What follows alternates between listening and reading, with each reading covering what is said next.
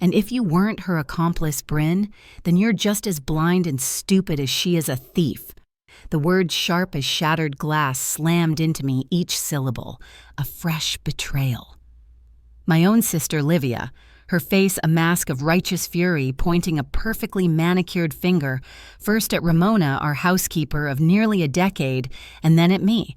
Ramona, bless her heart, was already dissolving into hiccuping sobs, her hands clasped to her chest as if trying to hold herself together. My parents, Vivian and Alistair, just stood there, their expressions shifting from confusion to a dawning, horrified suspicion, directed squarely at us, me and Ramona, partners in crime. The sheer audacity of it, the venom stole my breath. Livia had always been dramatic, a queen of manufactured crises, but this was a new terrifying low. You know, it's funny how quickly your whole world can tilt on its axis. One minute, I was Brynn Atherton, mid-30s, happily married to my rock-sterling mom, to the brightest, most energetic 7-year-old boy, Jasper, living a pretty good, if sometimes chaotic, suburban life. The next, I was standing in my parents' familiar living room, a room filled with decades of shared memories, suddenly feeling like an outsider, a suspect. Livia, my older sister. Outwardly, she was all charm and sophistication, the successful one, the one who always had a dramatic story, a new conquest, a glamorous trip to recount. But underneath that glossy veneer, I'd always sensed it, a flicker of something else. Entitlement, maybe, a current of jealousy that ran deeper than sibling rivalry, especially towards me. It was subtle, usually easy to dismiss, until it wasn't. Our parents, bless them, often seemed to orbit, Livia caught in the gravitational pull of her drama, her pronouncements. She was the sun, and sometimes I felt like a distant, less interesting planet. And then there was Ramona Esquivel. Ramona wasn't just our housekeeper, she was family. She'd been with my parents since before Jasper was born, and then helped me out when he was a baby. Warm, diligent, with a laugh that could fill a room and a kindness that radiated from her. Jasper adored her. She'd sneak him extra cookies, listen to his endless stories about superheroes, and always had a gentle word or a comforting hug. The idea of Ramona stealing anything was ludicrous, laughable. Except apparently no one was laughing but me internally in a hysterical, strangled kind of way. It had started small, insidiously. A few weeks before that horrific accusation, a pair of my favorite sapphire earrings, a birthday gift from Sterling, vanished. I searched everywhere, convinced I'd just misplaced them in my usual morning rush. It was Livia, during one of her frequent drop-ins at my place, who first planted the seed. "Oh, that's terrible, Brynn," she'd said, her voice dripping with faux sympathy, her eyes flicking towards the hallway where Ramona was vacuuming. "You know, I've heard things about, well, you know, people in those positions. It's just a thought, a feeling I get sometimes. A feeling, right." I'd brushed it off, annoyed at the insinuation. "Ramona wouldn't take anything, Livia. Don't be ridiculous." But a tiny, uncomfortable worm of unease had burrowed into my mind, not about Ramona, but about Livia's willingness to so casually cast suspicion on a woman who had shown us nothing but loyalty. Then, about a week later, it escalated. A diamond pendant Sterling had given me for our anniversary. Gone. This time, I was frantic. It wasn't just the monetary value, it was precious sentimental. And Livia, who happened to be visiting our parents when I tearfully called my mom, became much more vocal. "See, Mom," I later heard she'd said, her voice laced with concern that now in retrospect felt chillingly performative. I told Brynn I had a bad feeling. Some people, you just can't trust them. It's a pattern. She'd managed to whip Vivian and Alistair into a state of genuine alarm. They started asking me cautious, worried questions about Ramona, about whether I'd noticed anything. Off. I remember standing firm, my voice rising with indignation. "Mom, Dad." "Livia, this is insane. Ramona has worked for us for years. She's practically family. She loves Jasper. She wouldn't steal from us. There has to be another explanation." I listed all the times Ramona had gone above and beyond her unwavering honesty, the glowing references she'd had when Mom first hired her. But Livia just sighed a theatrical exhalation of disappointment. "Oh, Brynn," she'd said, her voice soft, wounded. "You're always so trusting. It's sweet, but sometimes you need to see what's right in front of you. I'm just worried about you, about all of us." Hurt that I didn't trust her judgment, her oh-so-perceptive feelings. The nerve of her. The final act of this particular horror show came a few days later. My parents called me over, their voices strained. Livia was there, of course, looking somber. She'd found something. One of my less valuable missing items, a silver bracelet I hadn't even realized was gone. Tucked away, she claimed, in the side pocket of Ramona's cleaning caddy, which Ramona sometimes left in their utility room between visits. Planted, of course. I knew it with a certainty that chilled me to the bone. But how could I prove it? "We just can't take the risk," Brynn, my father, said, his face etched with a distress that felt genuine, yet horribly misplaced. My mother, teary-eyed, nodded in agreement, swayed by Livia's quiet, persistent narrative of betrayal. Livia, the picture of reluctant sorrow, even shed a few crocodile tears. "I feel awful," she'd murmured. "But we have to protect ourselves, don't we?" Despite my furious protests, my desperate pleas for them to see reason to talk to Ramona to investigate properly, they made their decision. They fired Ramona. Just to be on the safe side, Mom had whispered, as if that excused the monumental injustice. I can still see Ramona's face. The confusion then, the dawning comprehension, the utter devastation. Her eyes, usually so bright, filled with a pain so profound it physically hurt me to witness. "Mrs. Mercroft, Brynn, I would never—" She'd stammered, tears streaming down her cheeks. "I swear on my children's lives I did not take anything. Please, you must believe me." But they didn't. Not really. They were too caught up in Livia's web. I watched Ramona leave a small, dignified figure walking away from years of service. Her reputation shattered, her heart broken, and a rage, cold and deep, settled in my chest. I turned on Livia, right there in the driveway. "How could you?" I seethed, my voice trembling. "How could you do this to her? To us?" She didn't flinch. Instead, she drew herself up, the picture of offended innocence. "Brynn, I'm shocked at you.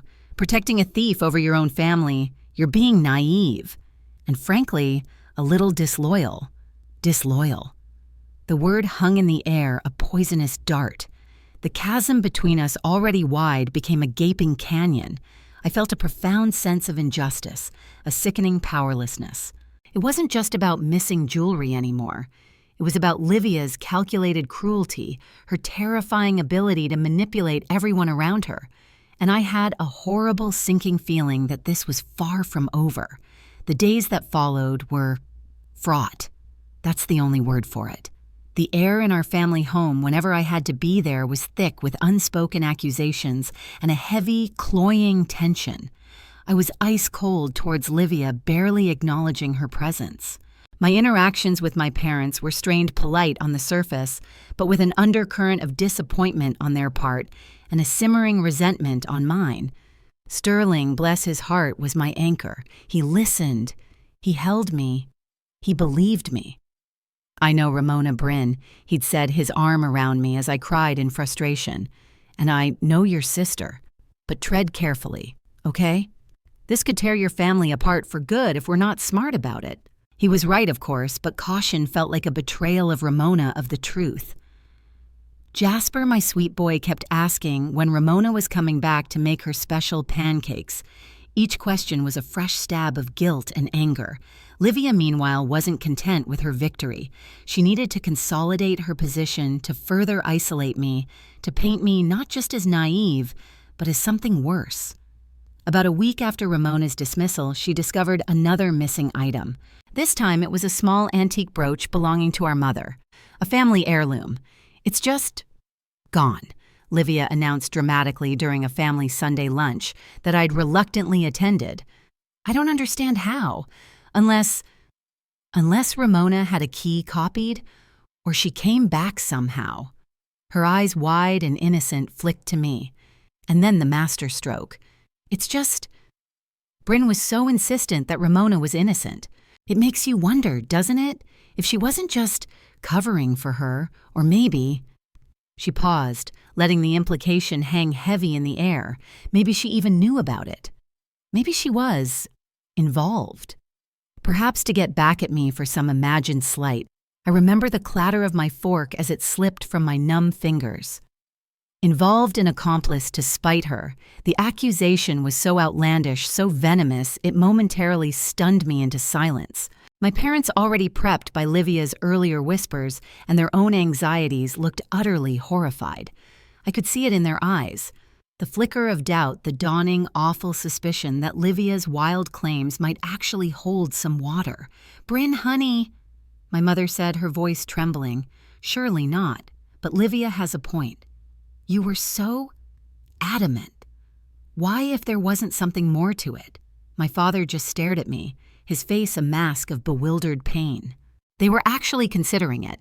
They were actually entertaining the idea that I, their daughter, would conspire to steal from them all, to defend a supposed thief, or to spite my sister. "Are you listening to yourselves?" I finally choked out, my voice shaking with a mixture of fury and deep, profound hurt. "This is Livia twisting. Things lying. How can you even think?" Sterling tried to step in. "Vivian, Alistair, this is getting out of hand. Brynn would never." But Livia cut him off, launching into a tearful tirade about how hurt she was, how she was only trying to protect the family, how I was always undermining her, always jealous of her. It was a virtuoso performance of victimhood. My parents, desperate for a resolution, for the ugliness to stop, started pressuring me. "Brynn just apologized to your sister. Let's put this behind us. You need to see sense. See sense." I felt like I was drowning in a sea of insanity. I was utterly alone, targeted gaslit by my own family. The injustice of it burned in my chest, a cold, hard knot of pain and fury.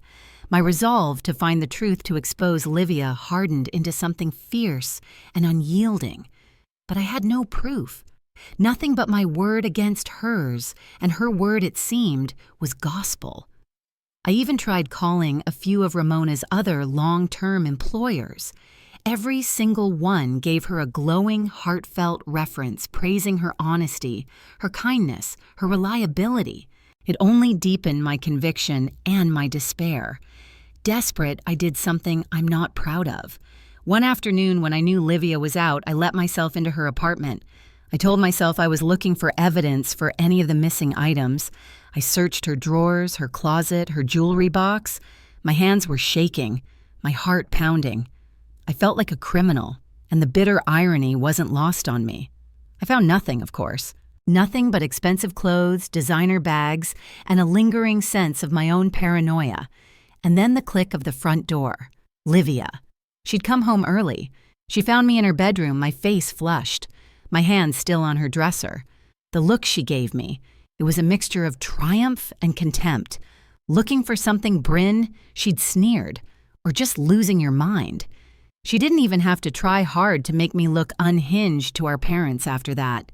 I was the one sneaking around acting erratically. I was the problem. I hit rock bottom then. Alienated by my parents, slandered by my sister. The air in my own life felt thick with suspicion and resentment.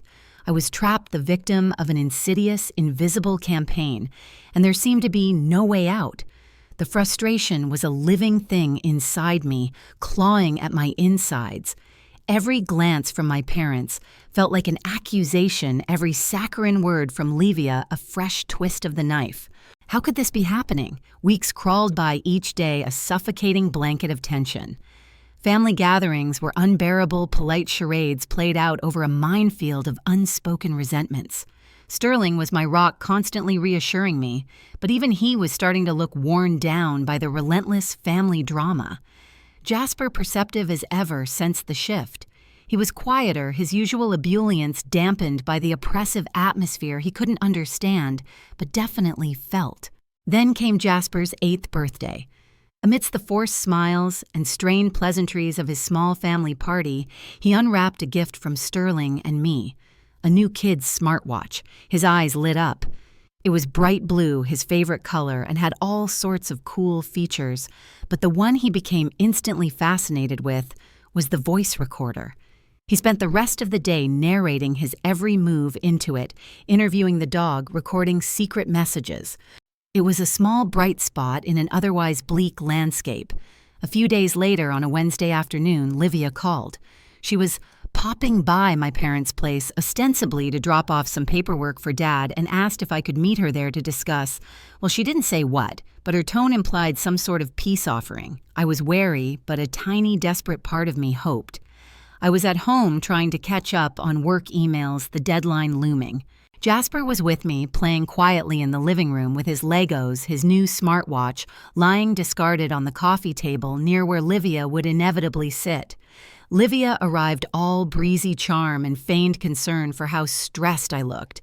She launched into a long, rambling monologue about some new venture she was considering, then seamlessly transitioned into a phone call with her friend Chelsea.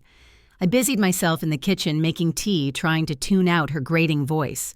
Jasper, meanwhile, had wandered over to the coffee table, picked up his watch, fiddled with it for a moment, probably trying to show Livia one of its features, and then, distracted by something else, set it back down right next to Livia's designer handbag.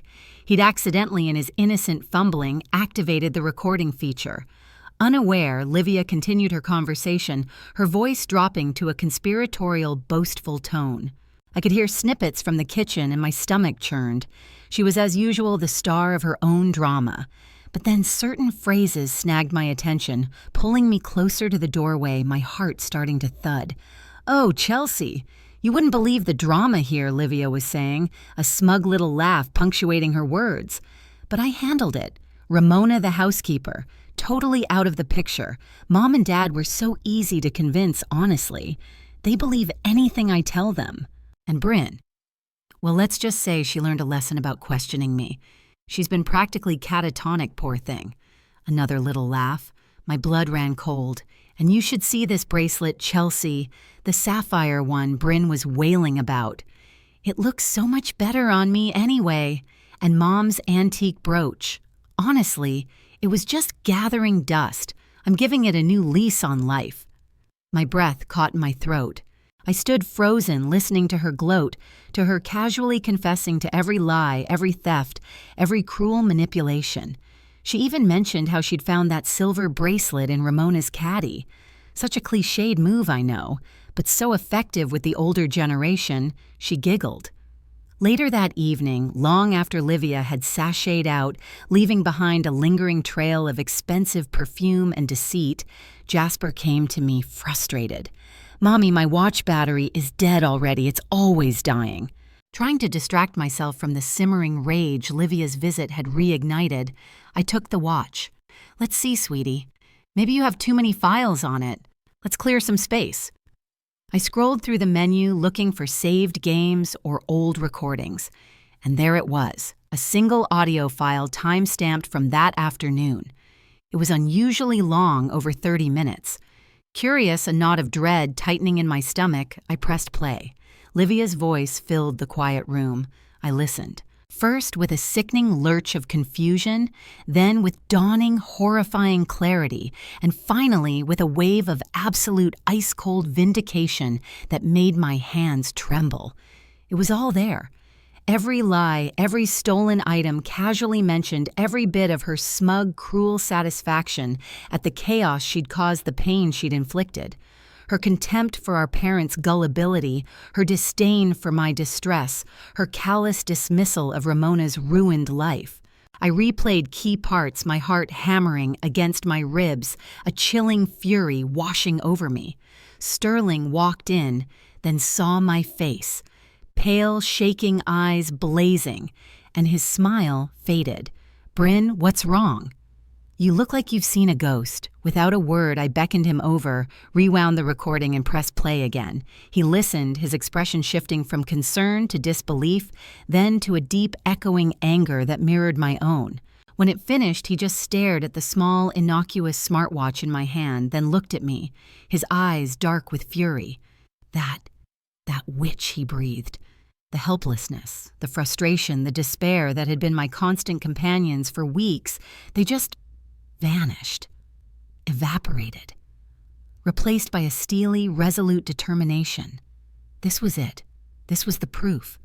undeniable, irrefutable. "She's not going to get away with this," I said, my voice low and steady. "She's not going to lie her way out of this one." Sterling nodded, his jaw tight. "What are you thinking? A private confrontation wouldn't be enough. She'd deny it, twist it, try to gaslight us again." No, the family needed to hear it. All of them. Together. The injustice to Ramona, the humiliation she'd endured, her name smeared. It needed to be publicly rectified.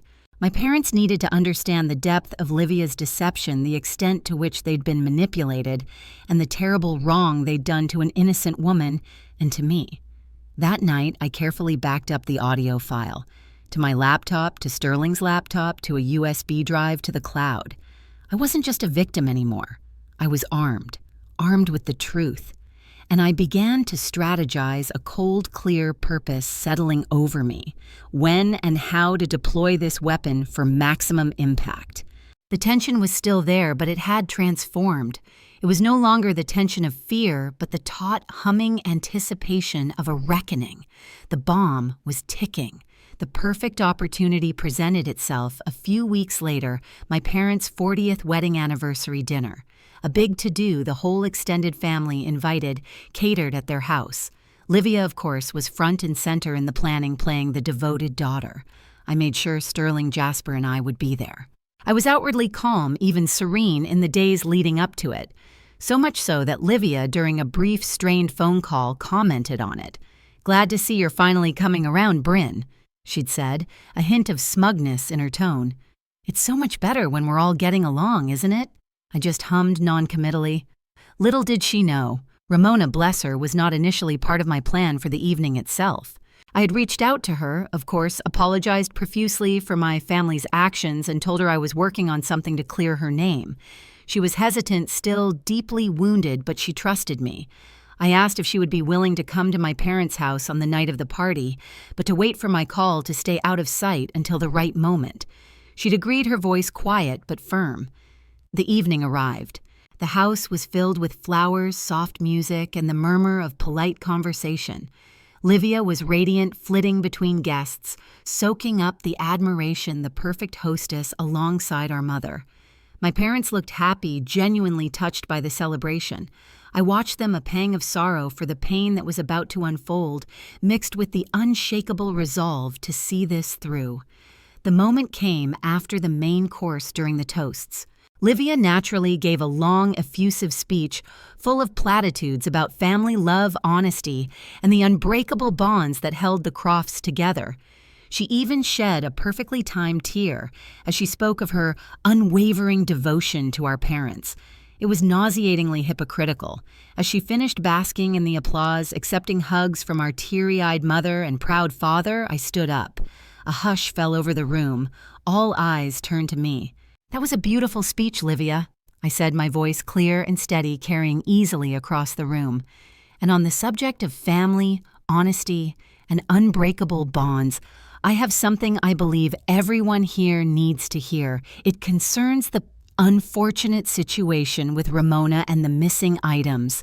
I saw a flicker of something, annoyance, wariness, in Livia's eyes, but she quickly composed her features into an expression of patient concern. My parents looked uneasy. I reached into my clutch bag and pulled out a small, sleek, digital audio player I'd queued up, connected to a portable speaker. Sterling gave me a subtle, encouraging nod. "This," I said, holding up the player, "is a recording. I think it will clarify a few things." And I pressed play. Livia's voice, her smug, conspiratorial tone, filled the suddenly silent room. Her bragging to Chelsea, the casual admission of theft, the gleeful recounting of her manipulations, the contempt for her own family. Each word dropped like a stone into a still pond, the ripples of shock spreading across the faces of everyone present. Livia's face was a study in rapid, horrifying transformation. From confident and poised to confused, to a dawning, sick realization, then to ashen, horrified panic. Her mouth opened and closed like a landed fish. She tried to interrupt, to sputter a denial. "What is this? This is fake, Brynn. How could you?" "Let it play, Livia," I said, my voice calm, my gaze unwavering. And it did. Every damning, self-incriminating word. Vivian and Alistair were aghast. My mother's hand flew to her mouth, her eyes wide with disbelief and dawning horror darting between the speaker and Livia's crumbling facade. My father's face went from ruddy with celebration to pale with shock and a rising, terrible anger. The other family members, aunts, uncles, cousins, sat in stunned, uncomfortable silence, their eyes fixed on Livia. When the recording finally ended, the silence in the room was electric, thick with unspoken accusations and shattered illusions. I looked squarely at Livia. Her carefully constructed world had just imploded. "Livia," my father's voice was dangerously quiet. Is this true?" She tried. Oh, how she tried. Tears streamed down her face. Real ones this time, I think tears of humiliation and fear. "No, it's taken out of context. Brynn is trying to destroy me. She's always been jealous, but the evidence was too raw, too undeniable. The specificity of her words, the casual cruelty, it couldn't be faked, couldn't be easily dismissed. Vivian," my mother finally found her voice trembling with a mixture of shame and fury. "Livia, how could you, after everything? Ramona, Brynn, how could you lie to us like this? Steal from your own family under the crushing weight of the irrefutable proof, the palpable disgust in the room, and the full force of our parents' betrayed fury." Livia finally broke. Her denials faltered, replaced by choked sobs, by pitiful, self-serving excuses about feeling unappreciated, about wanting things she felt she deserved, about it all just being a misunderstanding that got out of hand. But the core of it, the theft, the lies, the deliberate malicious framing of Ramona, and the gaslighting of me, that she finally grudgingly confessed. "I want every single item returned, Livia," I said, my voice devoid of triumph, just cold, hard fact. "And you will apologize to Ramona, sincerely." On cue, I made a quick call. A few minutes later, the doorbell rang. Sterling answered it. Ramona stepped hesitantly into the room, her eyes wide, taking in the scene.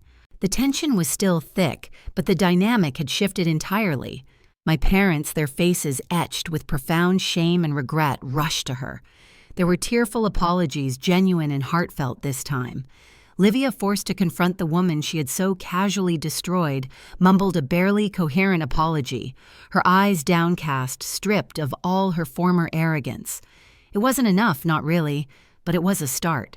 My parents immediately offered Ramona her job back with a significant raise and a promise that her name would be cleared with anyone and everyone who had heard the faintest whisper of the false accusations. The fallout for Livia was immense. The carefully curated image she'd presented to the world, especially to our extended family, was shattered. Her relationship with our parents was, for all intents and purposes, irreparably damaged. They were devastated by her betrayal, ashamed of their own gullibility, and furious at the pain she had caused. There was no screaming match, just a heavy, sorrowful condemnation that was far more damning. Within a week, unable to face the shame and the wreckage she'd created, Livia moved out of her apartment and for a long time out of our lives. Jasper, my little hero, the accidental catalyst for all this, was hugged tightly by everyone. He didn't fully understand the adult complexities, but he knew Ramona was back, that Mommy wasn't sad anymore, and that his watch had done something important. Our bond, already strong, deepened into something even more precious. Looking back, I often think about how truth can be silenced, twisted, buried under layers of deceit and manipulation. It's a tale as old as time, really. Societies, families, individuals, we've all seen or experienced versions of this. The powerful voice trying to drown out the quieter one, the convenient lie chosen over the uncomfortable truth.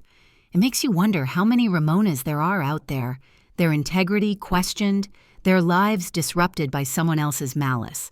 And it reminds you that sometimes all it takes is one small, accidental witness, one unexpected recording to bring a carefully constructed house of cards tumbling down. The fight for truth, even on a small domestic scale, is a fight for the very fabric of our humanity, for fairness, for justice. It's not always easy, and it often comes at a cost, but it's always, always worth it. Years have passed. I'm in my early 40s now. Jasper is a teenager, all lanky limbs and a surprising depth of thought, his smartwatch long since upgraded to a smartphone he's equally attached to. Our home is filled with the easy warmth of a family that has weathered a significant storm and come out stronger, closer, our foundations rebuilt on the bedrock of truth. Just last week, I got a postcard from Ramona. She's living near her grandchildren now, enjoying her retirement, but she still keeps in touch. Her message was simple. Thinking of you all. Thank you always. Love, Ramona. A little pang of warmth, of enduring respect for a good woman who deserved none of what happened to her. Sometimes I stand by the window looking out at the quiet street, and a sense of hard-won peace settles over me. The scars are there, a reminder of the betrayal, the pain, the fight. Livia is distant. We have a cordial, if carefully managed, relationship for the sake of family holidays, but the trust, the sisterly bond that's gone forever. My parents, too, carry their own regrets, but our relationship has healed, deepened by a shared understanding of past mistakes and a renewed commitment to listening truly, listening to each other. The experience changed me. It stripped away a certain naivety, replaced it with a sharper understanding of human nature, both its capacity for cruelty and its resilience. It made me stronger, more assertive, less willing to let injustice slide. And in the quiet moments I know this, we weathered the storm. We found our truth. And that, in the end, is a victory worth more than all the stolen jewels in the world. How do you find today's story? Leave a comment below if you like this video. Please like and share. Especially don't forget to subscribe to the channel so you don't miss our interesting and exciting stories.